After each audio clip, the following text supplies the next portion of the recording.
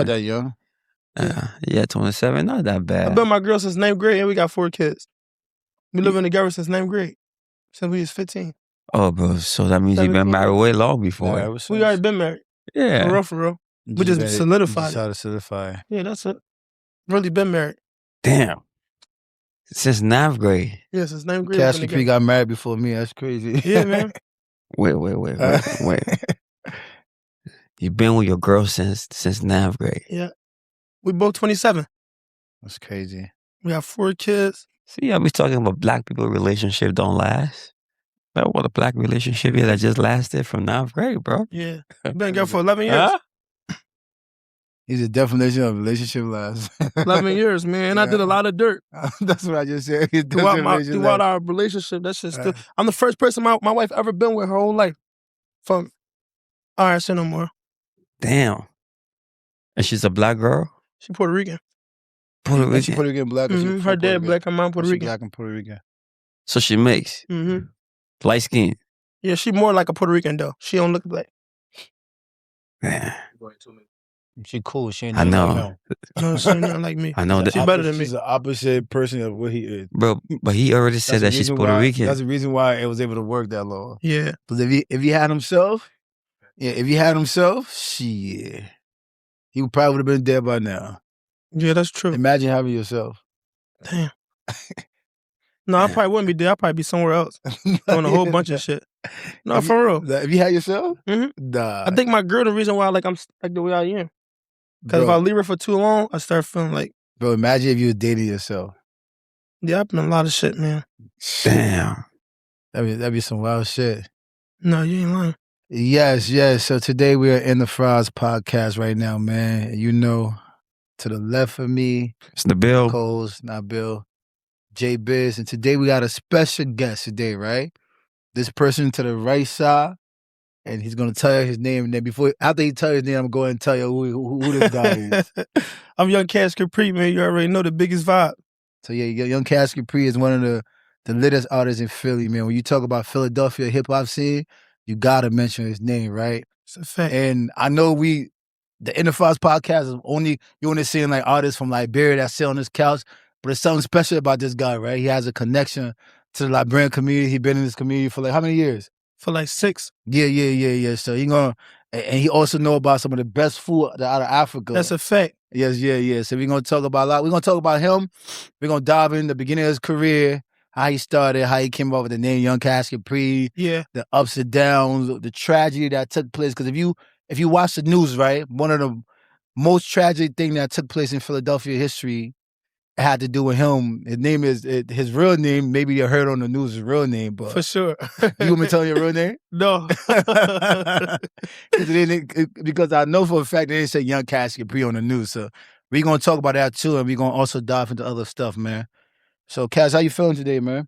I'm good, man. I woke up today, so I'm always feeling blessed. Whenever God give me another chance to restart fresh, it's always a blessing. So I feel good today.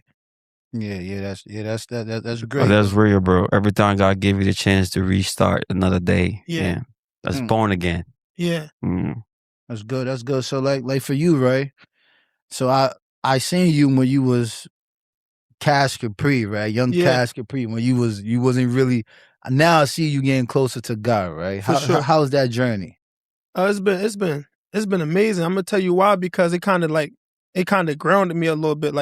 Like growing up as a young kid, you don't really pay attention to a lot of things, and when you start to get older, life just started happening, for everybody. So me walking this spiritual journey, it's just been teaching me like to stay grounded, like from different things, like stuff that I used to be tempted to do, like different women, drinking, smoking, and hanging out with different crowds, picking up guns, all types of stuff. I just don't do no more.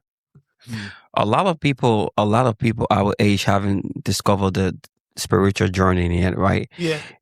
Living in the world, something must have happened to you to make you feel like, okay, you know what? I gotta put God first in everything I do. For sure. There's something happened to you that makes you feel like, okay, I gotta dress closer to God at the moment. Absolutely. God just kept me from a lot of things, bro, that I could have fell from.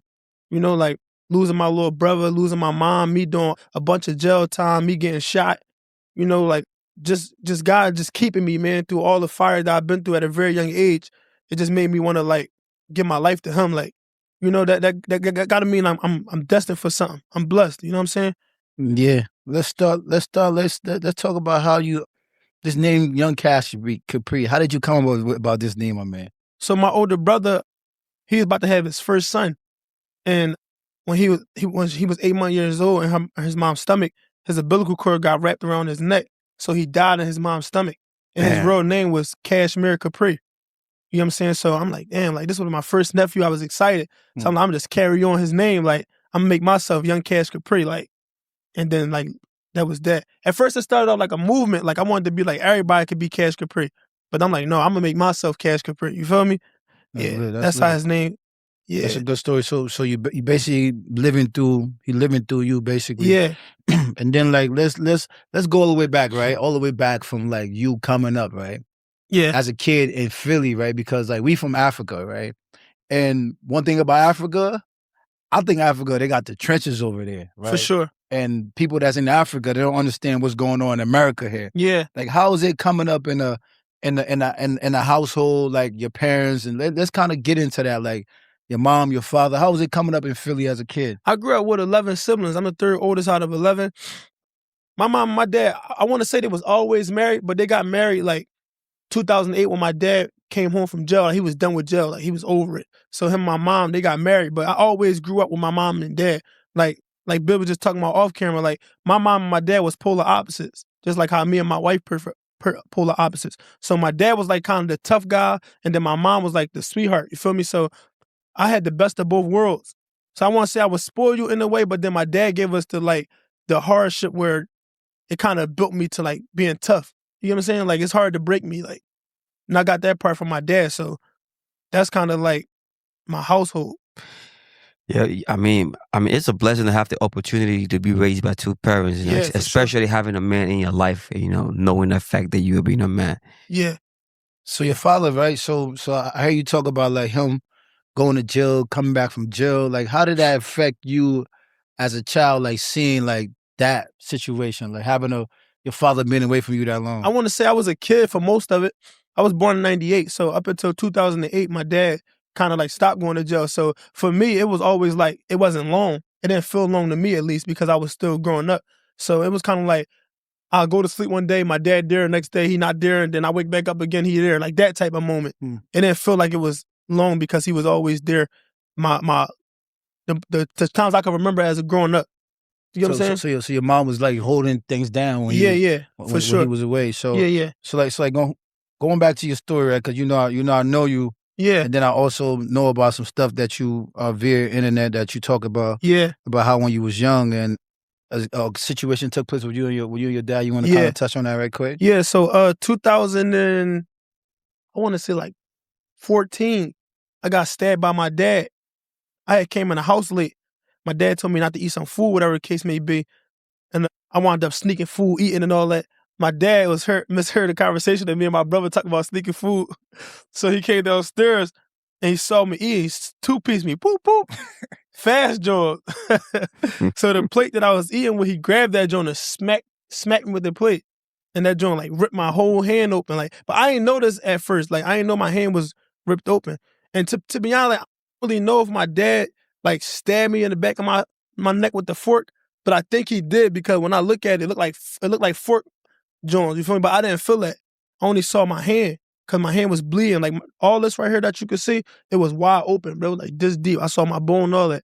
So I was like scared. I'm like, yo, like I thought I was dead. Like so I ran in the living room, told my mom my dad did that to me. Like she couldn't believe it, bro. And I know by the time I was making it to the hospital, bro, I was like blinking out, like damn near like fainting, like. And I was a young kid, so it was like me seeing that kind of like brought a lot of trauma to my life. And then growing up, like I feel like I don't want to say my dad was like an abusive father, but the way he disciplined wasn't the right way to discipline. You get what I'm saying? So yeah, I had a tragic moment with my dad. And then 2 years later, me and him wound up getting a situation where that was my first time ever going to jail. Like I wound up shooting my dad and shit like that. Damn. Yeah. So how is it like yo, this shit is like a movie, right? Yeah. Like when you like a lot of people out there that will listen to this story, right, is something that really, really took place. And for you and your dad to be able to kind of fix your relationship due to after all these things, like how was you guys able to go past these moments? See, my whole thing was like my dad was an unapologetic man. Like even when I got stabbed and he came pick me up, like after I got cause I could have told on my dad or anything, but I was a street young boy. I ain't never believe in telling. Like that was never my thing. You get what I'm saying? So even after I got like stitched up and I was healed a little bit, and my dad came to pick us up from the hospital, he didn't say sorry. Dang. All the way up until today, he still never said sorry. So like I feel like when me and his situation happened, when the tables turned, you get what I'm saying? I was able to be like, damn, Dad, like we went through some shit. Like I forgive you. Like, you know what I'm saying? I hope you can forgive me too. Like, and then that kind of like brought us together more. Like if I was to say like before, so pain brought y'all together. Yeah, pain brought me and my dad together because I felt like he started to see his wrongs after a while. You know what I'm saying? My mom left him, all types of stuff after that. After that situation, he lost his kids. My mom left him, all types of stuff. So he started to feel like, I guess my dad had bad karma. Yeah. I guess he had bad karma. It's deep. So like your dad, right? So do you want to touch on like the reason why that occasion took place about you having to go and whatever you did, shoot at his car, whatever the case might be? My dad was abusive, man. I don't like to use that word. I want to just say he ain't know how to love. I guess my dad probably wasn't loved properly, so he ain't know how to love. So it kind of like affected my household because I was that young kid that always wanted to, like right now with my music, I always wanted to make sure my mom was cool, my little brothers was cool and stuff like that. And I wanted to take care of my household. So me seeing like my dad do a bunch of stuff to my mom and my little brothers and me also, it kind of like triggered me. Like this one night I came home from school, one day I came home from school and my brother and my dad was in the house fighting. My mom was the best woman you ever could meet. You get what I'm saying? She was the best person. Like, she wasn't human almost, like an angel type. So she used to always try to get in the middle and try to break things up. So when I seen that he pushed my mom a little bit, I was just kind of like, I was getting to that age where I wasn't going for it anymore. I was like 17 at the time. I just started getting in the streets a little bit, doing me, feeling myself a little bit, and I just wasn't taking it no more. You know what I'm saying? I always said, I'm gonna protect my family no matter what. And then that's how me and my dad got into that altercation. So do you got kids right now? Like, do you have kids? Yeah, I got 5 kids. You got 5 kids? Yeah. And what's your relationship with them? Come on, man. Let's help that. Yeah, that kind of like you learn how to be a better father, right? Yeah. So and then most of my kids is girls too. So you gotta think about it like this. I grew up watching my mom get abused by a man, you know? So I know how to love a woman, especially my own. I mean, so the reason why I asked you that, right? Because you were just giving excuses for how you was treated by your father, not being loved. Yeah. So you not being loved as an individual, right, should give you more reason why you should understand what love is. Come on. You know, because the situation that we go past in our life helps us to make us a better person. That's a fact. So we don't treat people the way innocent we were treated. Yeah. The things that we didn't like, how we was growing up and stuff like that, raised by our parents. So we correct that in our kid's life. So your father being the type of way that he was just that kind of individual. So it's not being blamed on him not being loved. Yeah, my dad used to do drugs and stuff like that. He used to sip lean, take Percocets and all that kind of stuff. So I can understand like where some of his anger come from, but it's not an excuse, you know? Yeah, not an excuse. Yeah, definitely. So let's go into like young Cash Capri now, like the music, right? Let's do it. Let's go into the music, right? So how did you come on the scene? Because I think I heard that you did this freestyle and Millie reposted it and yeah, it wasn't O'Malley though. Like so my first time going to jail with my dad's situation, I made that record while I was in jail. You know, the record was so crazy because I was on the phone one day with this girl, whatever, that was talking to me. She wasn't my girlfriend or nothing, but this one day I called her and she had a boyfriend. So I guess he was bothered by me calling her, having conversation. So she like, yo, I can't talk to you no more. So I'm like, damn, like, you the only person I really be talking to while I'm in jail. Like, then I'm 18 at the time. So I hang up the phone. I'm mad. I'm all in the day room mad. So all my old heads that was in the jail, they like, yo, young boy, like, don't let nobody see you like that. Go in your cell. So I went in my cell, and that's when I made the song. I came out the next day, like everybody hear it. The song was just going viral in the jail, bro. That's how I knew the song was a hit. Cause I walked to go like to visitation and all that. Just like weeks later, after everybody heard the song, people knew who I was, and I don't know how. Like, but the jail's just like that in jail. The word spread fast in jail, so they don't even know how to have a face. They just be, I don't know what it's about jail. They just gotta know something, and that's how it went down. I came home, made it. I was at church one day, came outside, had somebody videotape me. I sent it to all my friends, and I think like a week later, it was just blowing up. The first person to post the video was Ape Gang Garcia. It wasn't O'Malley. Garcia, yeah. Shout out to Garcia. Yeah. Garcia, one of the guys out here in Philly that's still up to now, still got his foot on the gas. Yeah, so he do. You want to kind of talk about like how was you and Garcia relationship? We was cool. Yeah. It's just at that time I was young. I just had came home from jail and all that, and not to put their business out there, but they was in the streets. Like I was watching how they was moving and all that, and at that time I just didn't want to be a part of it because I was traumatized from all the stuff that I had already been through. I'm like, man, I can't be around these guys. I'm going to jail and all that. Yeah, stuff. I can't. So I just separated myself because I met O'Malley before Garcia ever posted me and all that. So after Garcia posted me, that's when O'Malley reached out because he like, damn, that's the young boy from the studio. So I went and met him one day. We had dinner and we was just busting it up from there. Wow. Yeah, that's how our relationship built, me and O'Malley. Yeah, so we're gonna take a quick little break right now. We're gonna talk about the best way to send money, right? The best way. And when we come back, bro, I want to know a little bit about life in jail. Africa, right? I got you. Best way to send money to Africa, Liberia, tap send. If you ever want to send money to Africa, right? Tap send is the best way, the fast way, the more reliable way to send money. And also, if you want to get your first $10 free, right? All you got to do, type fries 10, that's it. You get free $10 to send money anywhere in Africa, Liberia, Nigeria, Ghana, and tap. Yeah, let's get back to talking with young Cash Capri, man. We got a lot of things to talk about, man. Yeah. So, like for our community, right, or the black community, right? Yeah. You know, we sometimes figure out like going to jail is a flex. You know, girls want to be with guys, tough niggas from jail and stuff like that. What's your take on it? How would you say it is a flex? Yeah. It is a flex when you're from the hood, when you like ignorant. It is a flex because like some people, they really live their life off of, you gotta think about it, bro. We limited to what we see every day. Like I travel with Biz out of the state my whole young life. I've been to Miami, Ohio, I've been different places in the world. LA, my first time with this guy. So it's like if you're a young brother in the hood and all you see is what you see, your environment, you're not gonna know that is things big out there for you. So then sometimes you get trapped in a place where you might commit a murder. You might do something that you never gonna get the time back or never be able to take them trips that I have as a young adult. That's crazy. Yeah, there's a flex to them. That's all they could prove. That's all they could show for at that time. That's like their championship ring. Yeah, right? That's their ring. So what would you say right now to somebody to you? Yeah, to the young you. What would you tell the young you? I wouldn't tell myself nothing, bro. Because the reason why I say that is because like you gotta understand, right? If everybody knew their future, they wouldn't walk through it. You get what I'm saying? Like if you knew some of the things you had to go through, you wouldn't walk through it.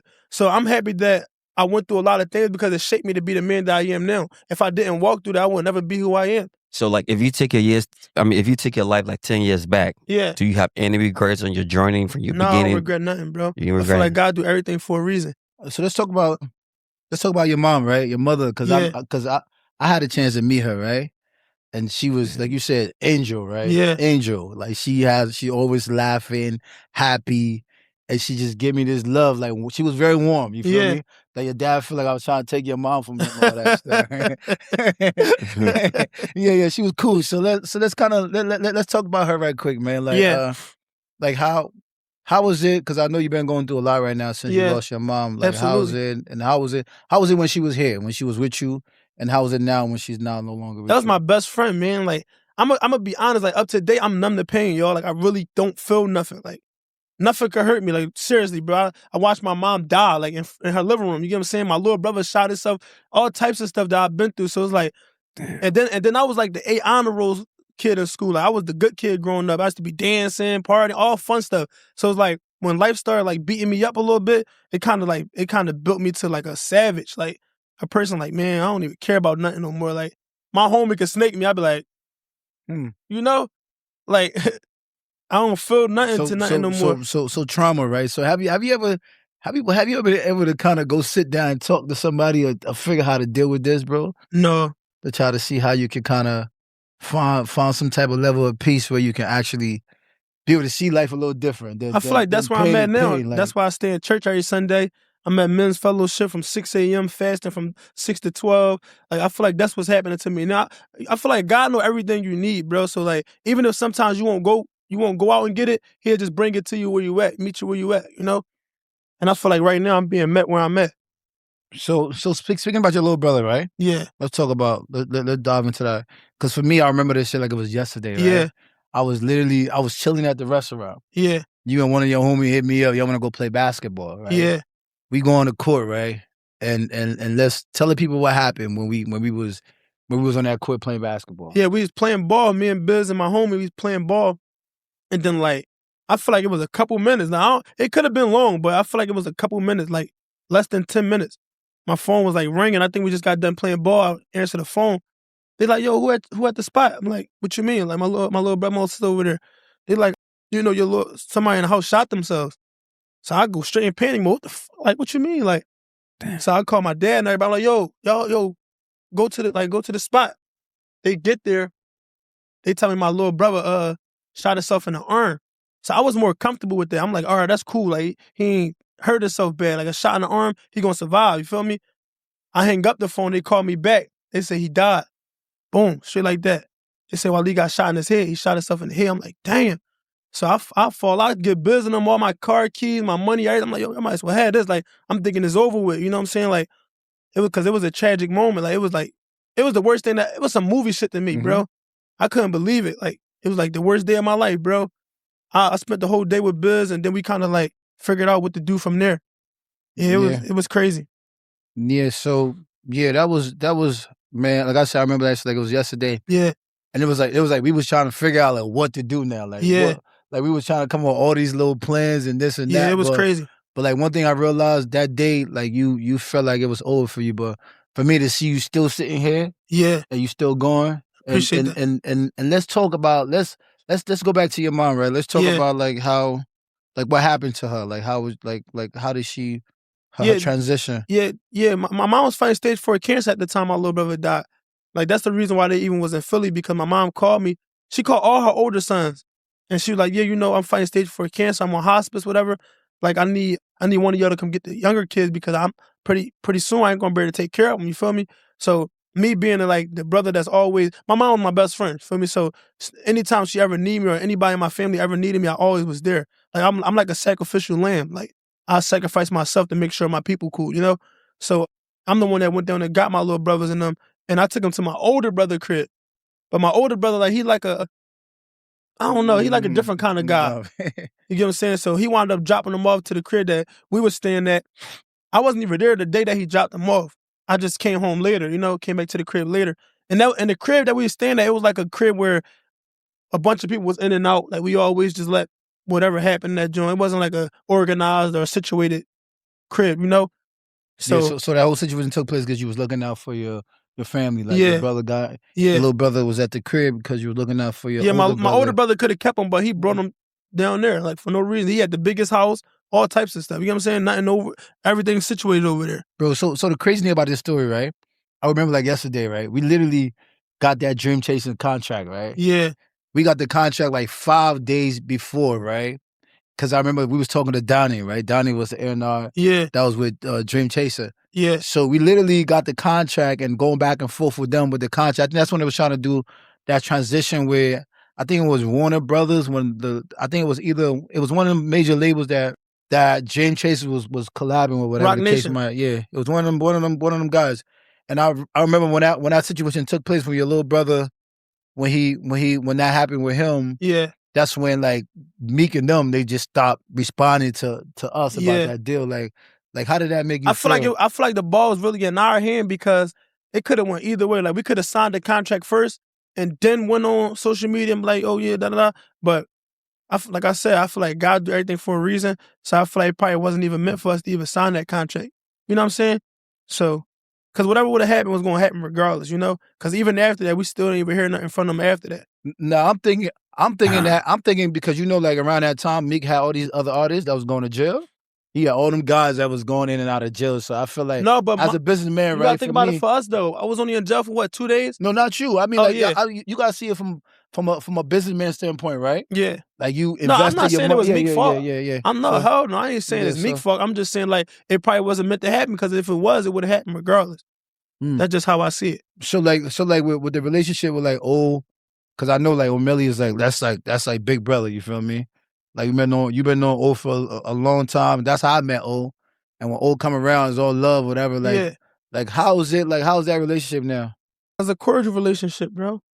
I feel like over time, like things just go their separate ways. I don't look at it no other way. I don't take it personal. I don't like the walk that I'm walking, man. I don't even pay attention to nothing. They ain't really like. You just look up to God, right? Yeah, I Damn, don't really bro. care about who my friends is, who big bros and all that. I don't be worrying about Damn, that. you don't care about me no more? Yeah, I like you. I like you. I love who love me. I love who love me, man.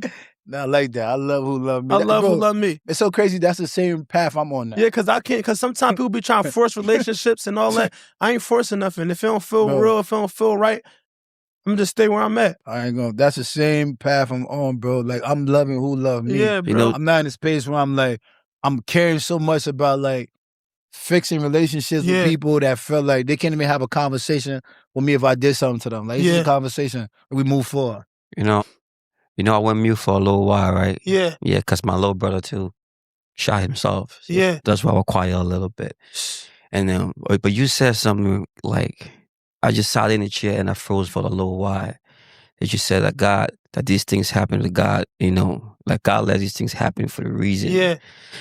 With that kind of mindset, losing your mother, and then your little brother, and then you still maintain yourself as an individual and accept that, okay, like whatever I'm going through right now, like God want to make me to go through these because these things going to shape my journey. Like how do you find that peace? Like how do you even counsel yourself to that big? Because when I lost my brother, bro, like I'll never forgive myself even up to this moment. Yeah. Because I felt like, I'm his older brother. I could have done more. I could have stopped what happened to him. That should have never happened to him in this first. But like, I blame myself. Even up to this very, very day, I blame myself. So for you to come up and say like, all these things happen for the reason, because like how do you come over to finding that peace with yourself, bro? I just don't beat myself up, bro. One thing we all got to understand, we all promise death. We don't know when, you feel me? If you believe in God, bro, that means you got to believe everything that the Bible say. You can't be half-stepping like, oh yeah, I'm going to take this part out and just believe this part. You get what I'm saying? Like, so for me, that's what I take from it. Like, I still got to carry on no matter what. Life going to go on whether I'm here, you here, Biz here, he here. It's just, for me, I double down and just like, I got to humble myself before God, bro. So you know what I'm saying? So whether good or bad? Whether good or bad, bro. It's all God's doing. Because I say that to say this, like, right, all the stuff that I've been through, like, I didn't know I was going to go through this spiritual journey the way I'm going through right now, but God already knew. He had to take me through all that just to get to here. Like, God be knowing where we're going to go to, but we don't. You get what I'm saying? So now that I'm walking this walk, I've been like, oh, yeah, I know why I went through that. I know why God put me through that.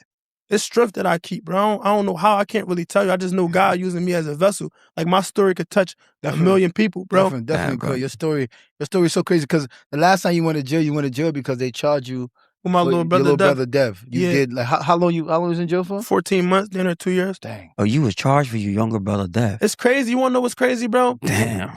Yeah, I got charged for my little brother death. You want to know what's crazy? Because not put my dad on the spot, but my dad was kind of like pinpointing me to like that situation. Like, I would have never got charged for that. And you was they was threatening me like, yeah, if you don't take this deal, we're gonna reopen your dad case and all that stuff. Because my dad told them on camera, like my dad was on camera, he told them that I shot him before. So even though they probably really couldn't use that, they was threatening me with it. Like, if you don't take this deal, we're gonna reopen your dad case. You get what I'm saying? And they was even going as far as locking my dad up to the point where like, yo, you come into court and testify on your son. Yesterday, that shit was so. Even though you know the fact that you didn't do it, but you had to take it. He had to because I think because your little brother was like 10, so so leave him in the house by himself. Anything that happened to him, the adult that left him in the crib is responsible. But like we was looking at it like this, like, bro, anybody else could have just went to the crib and took it because you the ticket. Like, what's going on? But I guess he had to go through whatever he had to go through for his situation to be able to sit here and keep moving. Like, let's talk about like my dad was the one that even said that. Like, oh yeah, he was there with him, da da da. But that wasn't even the point they was trying to use because that wasn't nothing. A bunch of people lived in the crib with me. You feel me, bro? But it was him saying, oh yeah, he shot me and this and that. Man, it's deep. Yeah, let's talk about. I think you dropped a record, right? Well, record, right? That was kind of moving. Yeah. And you guys never did the video. Like, what happened with that? It's crazy because I had that last trial record in the tuck for a while, bro. I'm talking about that record from probably like 2021, something like that. And I was holding it for a long time because I liked the song so big. But I'm like, I'm gonna wait till like I get a little bit more bigger and then drop it. So when I had this little rollout I was trying to do, I'm like, you know what? I had two options, either core or tour. And I should have probably went with tour. But I'm like, you know what? Core here in Philly, I probably could get it done faster because, tour live in Miami, so I might got to wait till he come out or something. So I'm like, all right, let me just put core on the record. Me and him agreed on a number, right? We went on a number, boom. But he tried to be like thorough. You know how he got that tape called Thorough? He think he really thorough. So he told me something, yeah, little bro, we're gonna do the song and I'm gonna do the video for free. But I ain't really want the video for free. I didn't really care if I had to pay for the video. But he like, yeah, we're gonna do it. I'm like, all right, cool. So we shoot the song and all that. I dropped the song. You feel me? At this time I dropped it with 300 Entertainment. I dropped with Sparta Distribution, right? So Core kind of like reached out to me telling me he didn't want to be like a primary artist.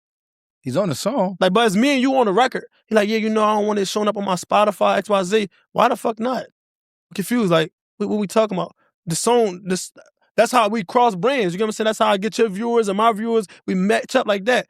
So he made like a big issue. I didn't understand. I'm like, damn, like what's going on with this boy? Like, then I'm texting him and reaching out. He like, yeah, he called me like, yeah, bro, if we can't fix the problem, I just had my manager and them pull that joint down. Dang. I'm like, what the talking about? I'm confused. But and my mom back in the day, right? Him and my brother used to be friends. We used to live up Germantown. He used to be at my crib and all that back in the day. Like when I was living on Board Street and all that. Like him and my brother used to box together, Lonnie Young. But long story short, what rubbed me wrong was I'm like, the day that we were supposed to do the song, he kept calling me like he was like, I don't know if he was trying to get some bread or what he was going through, but he kept calling me. To try to do the record? To do the record. Like, yeah, bro, where you at? Like, I'm at, come on, pull up. Cash, you still coming? I'm like, oh yeah, Core really want to do this joint with me. Like, that's how I'm thinking. I'm like, bet, say no more. So I pull up, get the job done. Then all this miscommunication started happening. Mind you, me and him never had bad blood. I always tried to call and communicate, even through text. I'm texting him, damn, bro, like, even if we got to pay, let me know. He started talking about I don't know what he was going through, bro. That's crazy. This music shit is kind of wild. And then it's crazy because I let it rock. I'm like, you know what, man? It ain't even that deep. You feel me? I seen him the other day at the studio. And you felt he kind of... Yeah, he was like the energy was like, how somebody do something wrong, the guilty conscience started to eat at him. So I still just shake his hand and let him know, bro, it's all love, bro. Whatever you think you did or whatever that was, you live with that, bro. Because I ain't got to live with it. I'm at peace. You know what I'm saying? That's kind of crazy because I feel like Philly, that's another problem Philly artists go through. They don't want to get shine light on one another. Like, that's why you do songs with other artists. No, I didn't understand that. Because I did a song with somebody who bigger than him. It's this rapper, Puerto Rican rapper named Sambra.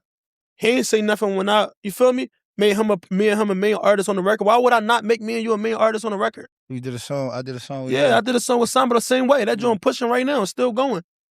So, it's a Philly thing, I think. Yeah, when you talk about hip-hop, right? It's all the things that go down in the hood, the message, the music, talks more about the culture and looking at your journey, how your journey shifted from peens and now you on your spiritual journey. Like, what do we expect to hear? Like, what new sound of hip-hop? Are you going to do hip-hop gospel or are you just going to do the hip-hop directly from the hood, knowing exactly what you've been through with your life, bro? It's crazy because I'm a big pain artist, so I like to really talk. Like you see how we doing this interview, I like to say like that on a beat. Like I like to talk to people like do music, yeah, because I know people feel it. Like even this conversation, I know people gonna feel it because it's intimate. So I like to try to be intimate on my records. I really kind of feel like I might just start adding like a little bit of gospel to it, but not too gospel-y. Like not on no Kirk Franklin and all that. Yeah, we ain't doing that. You got the choir in the back, right? No, I ain't doing that. No, I ain't doing that. You funny as hell, yeah. So I might touch on how God been changing my life and doing a lot for me, but it ain't gonna be no singing church choir and all that. No. Yeah, let's talk about Let's kind of go into like how like you been in like I like you, yo, bro, you crazy. you been in the Liberian community, right? Yeah. Cause like speaking about Jill, right? So funny, right? I was talking to somebody on the phone today. He was telling me, cause in Liberia, the jail in Liberia is called South Beach, right? He was telling me when you go to jail in Liberia, they put you according to like what kind of person you are. If you like a street person, they put you with the street people.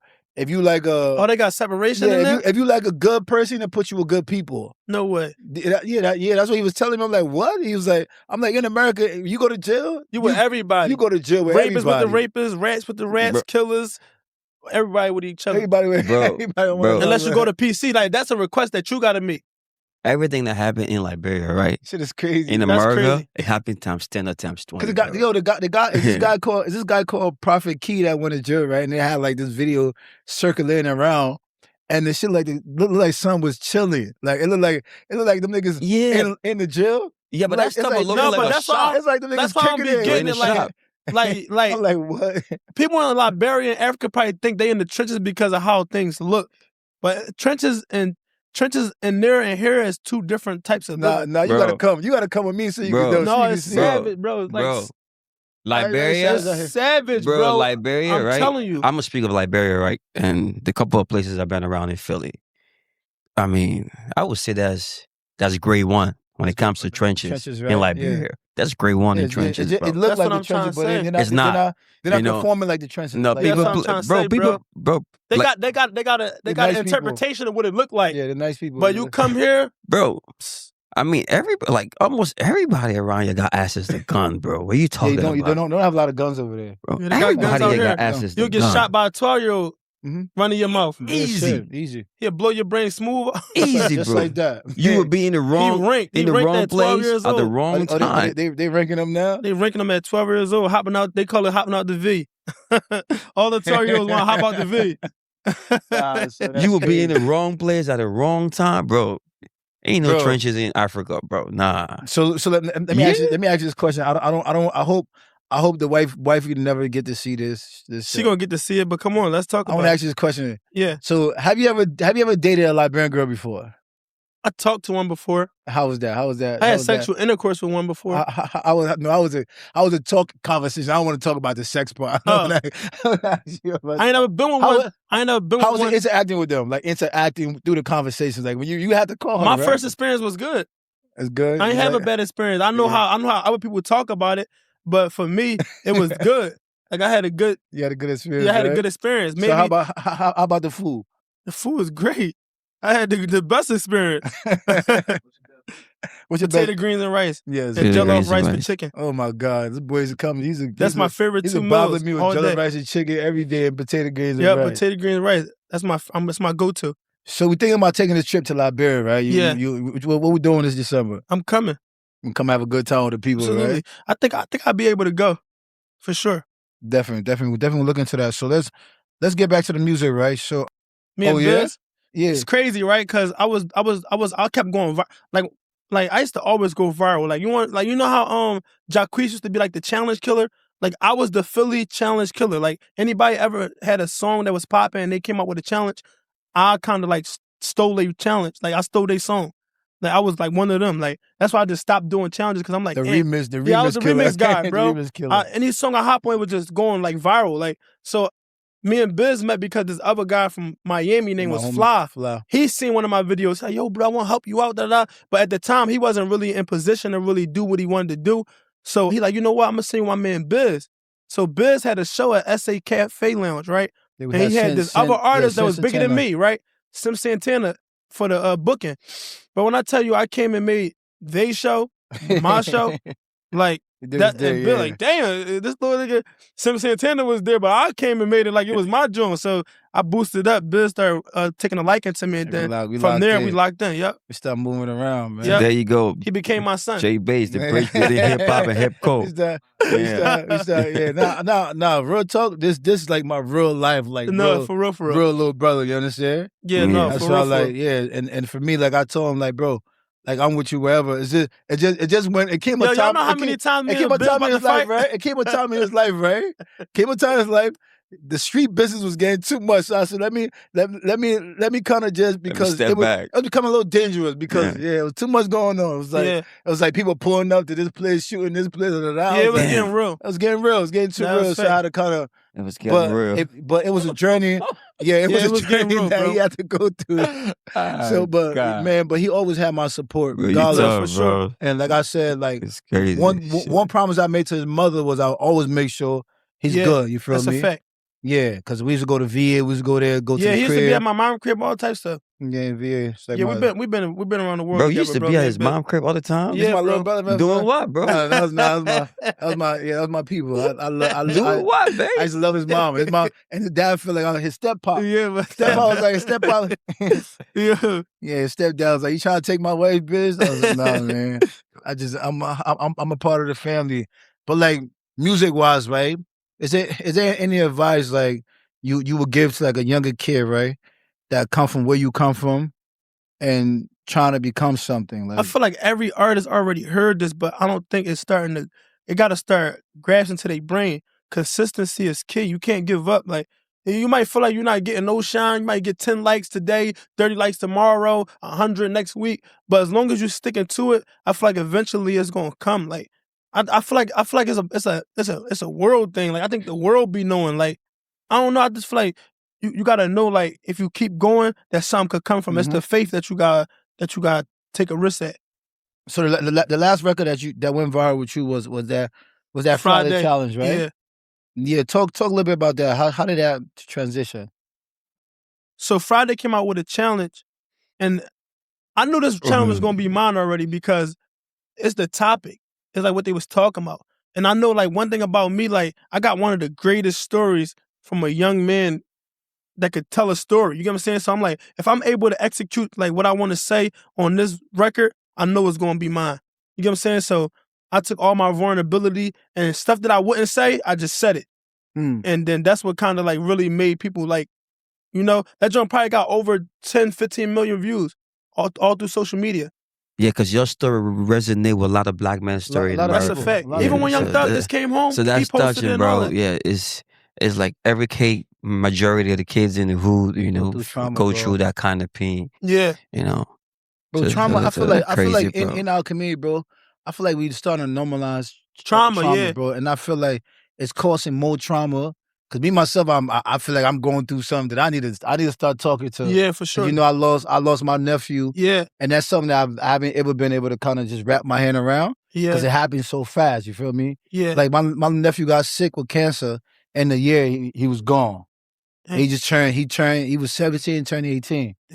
So literally, like I feel like we gotta, cause like now I got a son.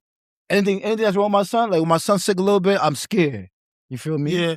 Cause like you know, back in the day, you think somebody older, that's when they're gonna die, but when you got young people dying around you, it's kind of scary, bro. That's a fact. Yeah. So I mean, like what base are right for me. I didn't really understood what therapy was till I lost my brother, right? And I was ashamed to go out and tell people like, you know, my little brother, you know, like took his own life. Because when you tell your people like, oh, your brother took his own life, a lot of people gonna judge, you know, and like what really happened, like what is he going through mentally and all of that, like how you don't know. So the whole idea of therapy is like talking to somebody like who's not gonna judge you, you know, for what happened, like somebody who don't know you, you know, from nowhere. So that's why people goes out like to sit in therapy and it's not a joke, and just talk your pain out to people. It's not a joke, but like you never know where certain things stem from in people's life. Like me, like I used to be a sex addict. Like I used to love sex so much. I knew somebody was gonna laugh. I really did, but that was my coping, you bro. Just nasty and horny. No, I don't think that was what it was, but I really think like I never really talked to people, and I never really like. I always was like, my main thing in my life, like I feel like growing up, I was so unhappy, but I looked happy. I always wanted to make other people happy. So like when me being real, like when I used to have sex with different women and stuff, that was how I cope with my pain. Because I wasn't going to talk about it, I wasn't going to say things, but me just so you just want to sex the sex out of it. Yeah, like no, for real, I'm being for real. Like it's funny, it's a joke, but it's a real thing. Like that's the reason why I was doing it, like because it would heal me, it make me feel better about life. Period. Like so, that's what made me like always to have sex with all these different girls and stuff like that. What's your relationship like with you and your wife? Like how long you guys been together? We've been together for 11 years since 9th grade. Dang. 11 years, 9th grade. Wow, that's We're going amazing, on our 12th bro. year this year. That's crazy. And you said like she was your you her first boyfriend. Yeah, I'm her first and only boyfriend. First person that ever touched her, everything. That's to this day. Let me ask you this question, right? So imagine she's a sweetheart, right? Yeah. Imagine if you didn't like you think you guys would have made it this far? Nah. Now you wanna know what's so crazy though? I used to always ask God for a girl just like my mom, and then He gave me my wife. Me and her not the same. Like we polar opposites. So she can make me mad instantly. Like I can get mad at her fast. because we're not the same. You know what I'm saying? Like I feel like that's the thing that people don't realize. Like we want somebody who's like the same as us. But we want that'll be an easy life. That'll be an easy thing. That's gonna be a hard life, nigga. No, that'd be easy. Imagine dealing with somebody who got the same type of things as you. She probably out there cheating and sucking dick, all types of stuff we don't know about. That's gonna make it hard for you. No, it might be easier though because some people that go through these type of things, bro, they don't even be looking for it. Like me, I don't go through my wife's phone. Like I won't look. So if she was out there doing something, I would never know unless it come to me. But her, on the other hand, but I'm saying she go right through this shit. No, but I'm saying, saying you. I'm saying you drama with me. I'm saying imagine. Now that's what I'm saying. Imagine dating you. You feel me? You gonna know what you on. It's gonna be some shit. No, but I probably wouldn't check, bro. No, you won't check because you know yourself. I've been in relationships that I know I had some girls that was crazy, that was out there probably getting busy, but I never paid no attention to it because as long as she let me do me, I'm cool. You ain't care, right? No, I ain't care, bro. That's crazy. So another question I want to ask you, right? So how's it being an artist? Because I know you've been doing this for a while. You said consistency, right? Yeah. About like being let down by a lot of different people.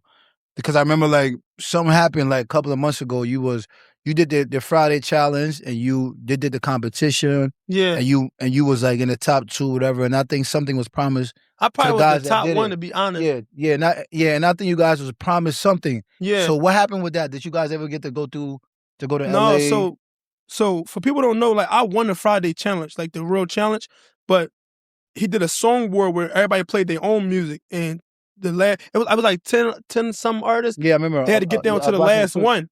So me and Lights was like, I was kind of actually happy that, because there was some great artists up there, bro. I was beating people. Yeah, it was some tough niggas up there, bro. So the fact that I was able to make it to like the 1 or 2, I was still happy. And to be able to go against Lights, who also a great artist, made me even more happy. Because I'm like, yeah, I'm standing with these guys. Like, you know what I'm saying? So Friday was telling me like, yeah, I'm gonna fly you and Lights out to LA to come to Def Jam, whatever the case may be, right? So of course, as an artist, I'm looking forward to it and all that. But for some reason, it just never happened. Like, so do you feel like with your situation, right? There's somebody calling the shots, like, because it's like for you to have all these highlight moments, right? No, bro, you know what's so crazy, bro? People get mad when I think like that. Like literally, O'Malley just got mad at me on live the other day because he said he think that I don't like Meek Mills. No, you love I'm like, Meek. I love him. See, the thing about I feel like for you, right, with Meek, I feel like you don't know how to transition love to people, right? Because of all this shit you probably been through, and sometimes the way you show love is kind of them guys know that though. They know how much I've been with them guys. They know how I move. They know how I really carry it. So it's like for people to look at me a certain way, I'm like, damn, you look at me like that? You actually really know me. You know what I'm saying? So if an outsider look at me a certain way, I'm cool with that. But somebody like Biz, I wouldn't expect for him to see me how, like, damn, bro, you really think I would hate you or say something crazy? Never. You know me. You feel? It's multiple times I could have went on the internet. We got all types of messages, all type of crazy stuff I could have did that other people did. But I would never do that because my relationship with y'all ain't that. You know what I'm saying? So I always be thinking that, like, bro, I had too many, like, crazy moments in a rap game. Like, somebody doing something. And I'm not talking about no dream chasers. We just saying like somebody is doing something. No, I feel like somebody need to throw a hoop now. Like somebody just need to. I think Meek, you got to throw a hoop now, bro. Like please. Whatever. I don't know what it is. Whatever you think is something about me. I be thinking like, what the fuck? I'm cursed or something. Like, no, you're not cursed. Everybody love me, bro. I done met everybody already. I done did everything already. Like nobody ain't gonna put me in a. You get what I'm saying, bro? How? Y'all want to look out for Lil Bro? It's me. Are you on the right journey, all right? It's gonna happen for you. Just keep going. It's gonna happen for me. Yeah, just keep going. I think my moment gonna be like a surreal moment. Like I think it's gonna be something that nobody gonna expect, and God just gonna do it for me, bro. Exactly. Pull that on God. Yeah, that's what I've been on. When that shit happens, I think once you get that ball, you balling for a long time. I don't think that shit. I don't think nobody should look for me, call me, think about me, because I ain't gonna be thinking about none of you niggas at all. Be in my own lane, leave me alone. I mean, but looking at your journey too, right? The way it shifted, even though like you don't want to do the hip hop with gospel, or the Franklin way, but you don't think that's exactly what your calling is. Yeah, I just did a record called what's the record? Things Ain't Right. And I was thanking God like for saving me through all this stuff, right? Yeah. And that's a powerful record. And I prayed before I posted the post and all that. I told God, like, let this record touch as many people as you wanted to touch this day. You get me? It's good. So I feel like I think I'm gonna start moving on that. But like I said, I'm not gonna do it the Kirk Franklin way. You never had the choir in the back. Yeah, right? and it gonna be all that. You should try that. See, I ain't putting no suit on, and I think I love suits, I though. think that video, right? You should have a choir in the back with that video. That'd be hot. In the church. Yeah, what's your next project? Like, because we were talking about this show you putting together. Yeah. This project you about to drop. Like, yeah, so what I want to do this year, because I've never been to Powerhouse. Like, I always told myself I'm never going to Powerhouse until the day I perform.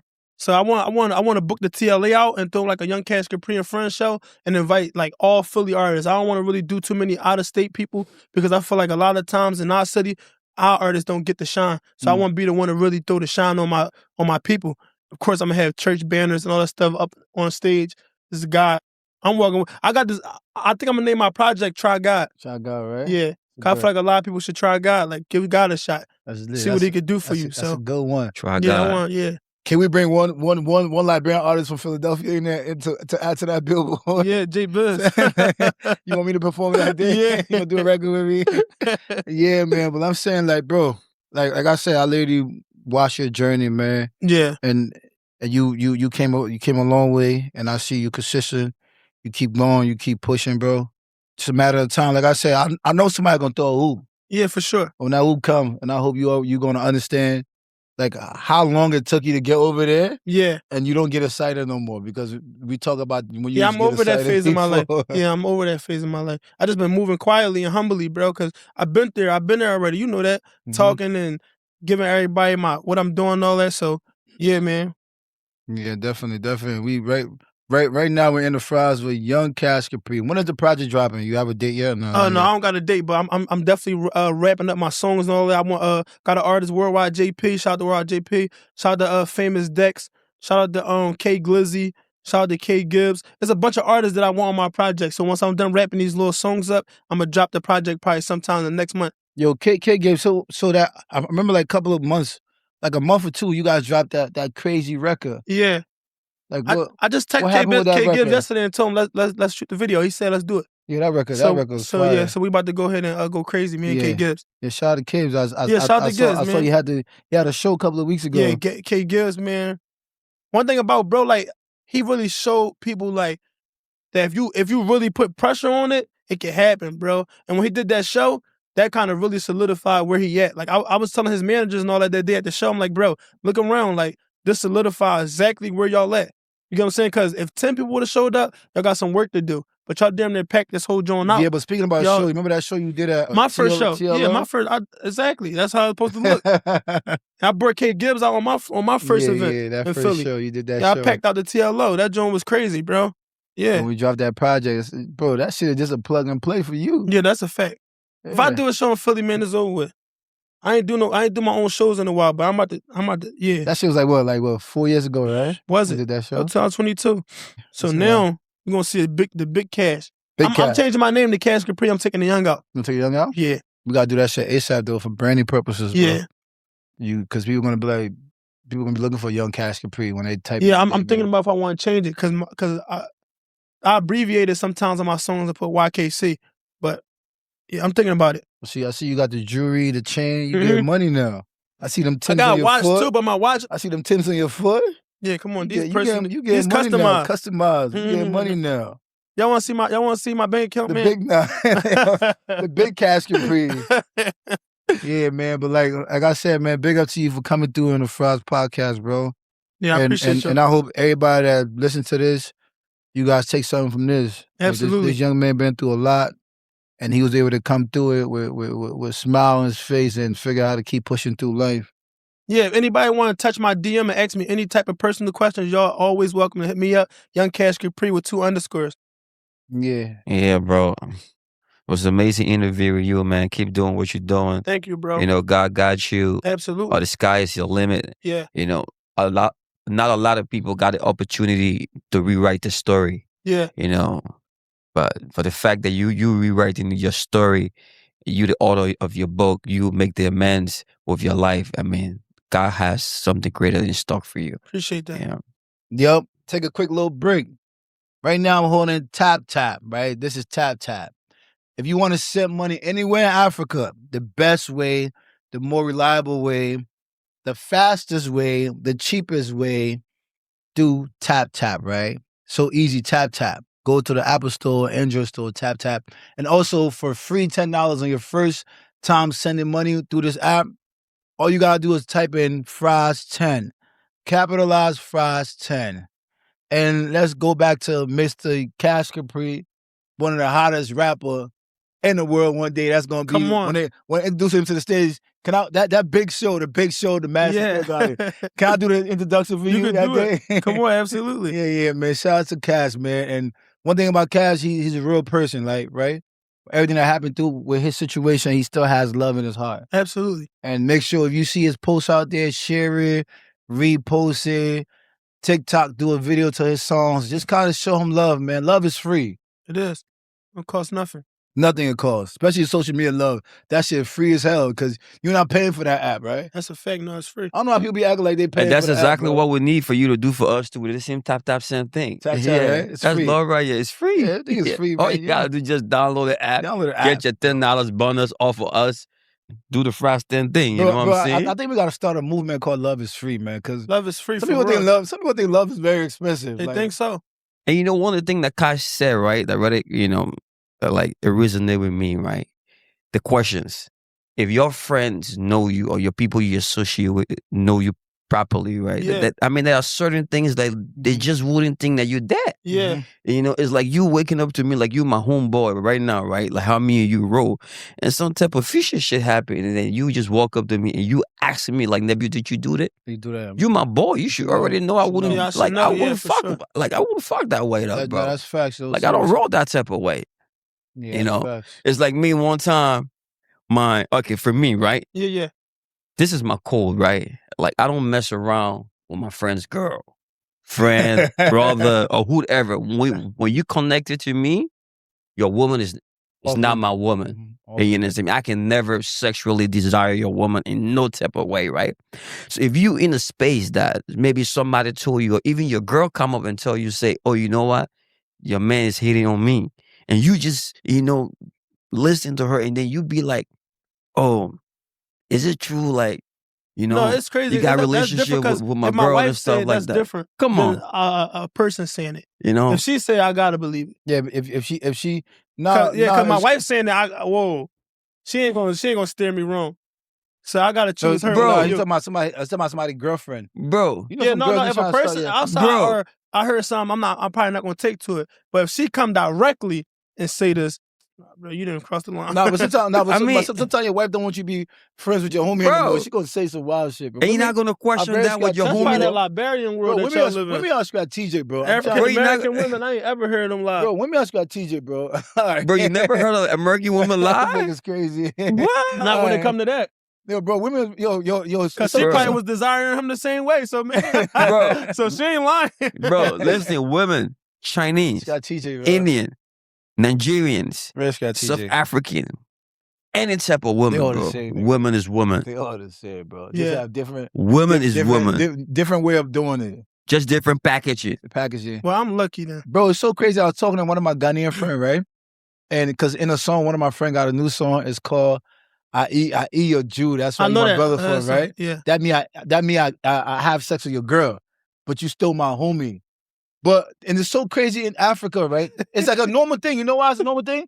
That's why in Africa people not stressing on stupid shit like that, bro. Because women gonna do what they want to do. That's true. If you a man, you gonna get mad about a girl wanting to do somebody else. Is that what you call a song? Hmm? Is that It's called D song, but D song. Yeah. In the song, King D. Yeah, King D. Huh? It's called E.T. something, but in the song it said, shout out to King D. It said I eat your Jew. That's why you my brother for. Because like in Liberia, you go to Liberia, right? Don't take me to Liberia. No. I'm saying you. I'm a Jew. All the girls. I got Chris in there, yeah. Bro, you go to Liberia, right? Yo, think it happened in Liberia. Bro, you go to Liberia, right? This year, I can go to Liberia this year, right? I got a girl. She my girl. We kicking it, right? And then I go to Liberia next year. Me and her stop talking for some reason, right? I go next year. One of my homies come. I see my girl with my homie. My homie right here. My girl, I got a story for her real quick. And I'm sitting right here. Because Biz not married. And everybody cool. I'm snitching about something. And they in a relationship. Bro, you better not get me. And they in a relationship. No. Listen. And they kicking it? No, listen. It's like this, right? So it's me. It's me, right? Tell her, right? No, don't tell me, Cash. I'm back. I'm already in some shit already at home. Don't get me in I gotta tell the story, man. Yeah, bro. We was in Atlanta shooting this music video, right? And Biz had this girl come shoot the video. That was not my girl. That was his girl, bro. Lying, bro. He was telling me that was his shorty. Nah, I never told you that. He was messing with the shorty, bro. Lying, he was in love with the shorty. Guys, you are lying. I'm not lying. Why would I make up the story? How he know what I'm talking about then? No, she lying. Either you and her lying. Ask her. So, no, when I asked him, he was telling me like that was his little work. No, I didn't. And he was telling me she wasn't easy, too. He told me that. You ain't say that? Nah, but I said my girl. She not easy because he couldn't hit her. I never tried to hit her. Him and the other boy that we was with at the club one night, they was trying to get her, but they couldn't get her. He's scared because he in trouble. But that's not my girl. See, at my video shoot, right? At my video shoot, right? I snuck upstairs with her. And I hit her. Cash, Biz only was I mad at him? No, that wasn't my girl. But he didn't think it was going to happen like that. Executed. They couldn't execute it. Biz only been with one woman your whole life, bro. The job, bro. Nah, he was trying to her. Nah, I didn't want to do what it takes. She seen that Philly sweat. It wouldn't take nothing. Bro, Biz only been with one woman his whole life. Huh? Only one woman I've been my whole life. In the whole life. Don't put me in trouble here. I'm not getting in trouble. Okay. That's years ago. That's probably bro, end that 21. story, bro. End that story. End that story. You're talking about girls sitting right here, girls. No, this is a story. This guy, he's going to start some shit. Come on, I'm cool with it. So this is a story, right? So you could talk to a girl 1 year, right? Yeah. And you heard y'all beefing for something. You go back home. Your homie come. And he vibing with the girl. He bring the girl to the club. This your homie, this a girl. Everybody just chilling. No problem. She don't even care. And your homie don't care either. So that in Africa, we don't have problems with stuff like that, bro, because we let women make decisions what they want to do. Well, I feel like any guy that have women problems is a simp. I don't have no women problems. But in America, they're going to shoot you for that. No, these guys simps. I just said that. They're going to come shoot you for that. I pass them around. Yeah, them niggas don't care, bro, in Africa. But yeah, shout out to young Cash people coming through, even though you try to get me in trouble. But guys, that was not my girl. Make sure y'all keep that part in there. No, we gonna cut that shit. He's stupid. But you gonna get me in trouble, bro. I already in trouble already. Who the hell Cash was talking about this? Yeah, so make sure you subscribe to the show. Make sure you subscribe to the podcast. And make sure you follow Young Cash Capri on all social media platforms. Support him. Like his stuff, comment, show him love. One day he's going to be one of the biggest artists in America, worldwide. He's going to do tour in Africa. We're going to take him to Liberia. We're going to take him to Ghana, Nigeria, and all that. So shout out to Cash for coming through, man. Appreciate y'all, man. Appreciate y'all for having me. Not my girl. That was his girl, bro. That's not, bro. You lying. That was Biz's girl, bro. I mean, I know what you talking about. Bro. Bro, I brought the girl on the set. I don't miss my girl, bro. She was with him. I brought her in the video. She wasn't your girlfriend, but she was your girl. She was your chick. As a video. I brought the girl to be in the video. You think I my girl in the video? Nah. You crazy, nigga. Before the video, she was at the club with us. Before we ever talked about the video. My man, I brought the girl to be in the video as a video. No, Kevin. We was in the club one night, and she was there with us, bro. Biz had her. Let's have her like this. Listen, I brought the girl to be in the video. You my brother. I'm a woman. I was telling my